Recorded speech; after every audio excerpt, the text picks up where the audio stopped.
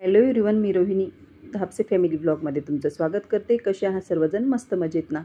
तर मला आज पालकचं गरगटं बनवायचं होतं, तर त्यासाठी पालक हे उकळायला टाकलेलं आहे। तर त्यामध्ये मिरच्या पण टाकलेल्या आहेत मी बॉईल करण्यासाठी। तर उकळून घेतला पालक आणि मिक्सरमधून ग्राइंड करून घेतला। चिंचेचा कोळ, त्यामध्ये थोडासा गूळ पण टाकायचा आहे। कढईमध्ये तेल तापायला ठेवलं, जिरे मोहरीची फोडणी दिली तेल तापलं की, आणि जे पालक ग्राइंड केलेला होता तो टाकला।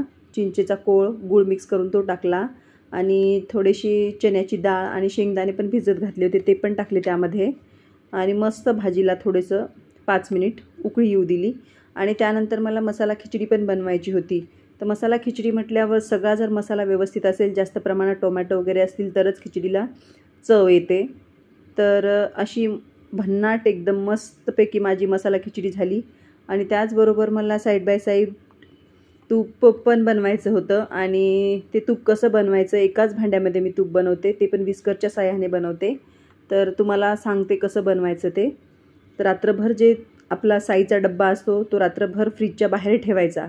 सकाळी उठल्याच्या नंतर किंवा आपल्याला जेव्हा वेळ भेटेल त्यावेळेस पातेल्यामध्ये पाणी घ्यायचं आणि पूर्ण साय त्या पाण्यामध्ये टाकून द्यायची। आणि विस्करच्या साहाय्याने मी जसं ढवळते किंवा गोल गोल असं फिरवते त्याचप्रमाणे गोल गोल फिरवत राहायचं। अगदी 5 ते 10 मिनिटामध्ये लोण्याचा गोळा वरती तरंगून येत असतो।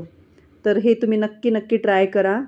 मिक्सरची गरज नाही, जास्त भांडे पण भरणार नाहीत आणि जास्त काम पण आपलं वाढणार नाही। इझी अशी पद्धत आहे। ह्याच पद्धतीने मी तूप बनवते। तर खूप छान 5 मिनिटात तयार होणारं असं लोणी आहे पहा। अशा प्रकारचं लोणी होतं। मग ते काढून घ्यायचं आणि स्वच्छ धुवून घ्यायचं आणि तूप बनवायला ठेवून द्यायचं। तर 2-3 पाण्याने स्वच्छ धुतलं आणि गॅसवर लोण्याचा गोळा तूप बनवण्यासाठी ठेवून दिलेला आहे। एकदम मस्त आणि 5 ते 10 मिनिटात तयार होतो। भांडे पण कमी भरतात आणि इझीमध्ये होणारा पण आहे। लाईटचं वगैरे काही टेन्शन नाही, आली काय किंवा गेली काय, तर ह्या पण गोष्टीचं काही टेन्शन नाही। त्यामुळे विस्करच्या साहाय्याने नंबर 1 असं लोणी बनवता येतं। तर घरचं तूप म्हणल्यावर बघायचं काहीच काम नाही। एकदम टेस्टी आणि रवाळ छान तूप तयार होतं। आणि तुपाच्या जे खाली उरतं तूप गाळून घेतल्याच्या नंतर, तर ते पण साखर टाकून आपण खाऊ शकतो। त्यानंतर मी मसाला पापड बनवले। असं झाला आमचा दिवसाचा शेवट। So bye.